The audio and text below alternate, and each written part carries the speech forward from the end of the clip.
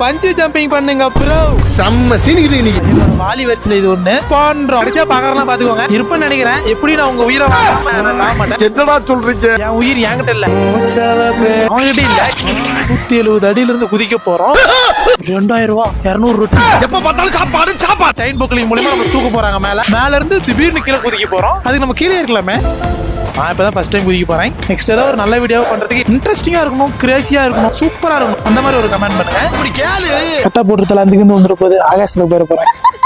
ஐயோ குதிக்கலன்னு சொன்னா கீழே கூப்பிடுறீங்களா? நீங்க தள்ளி விடுவீங்களா? இல்ல குச்சிருந்தல அவசரப்பட்டு கீழே வர பார்த்துட்டு பயமா வருது. அம்மா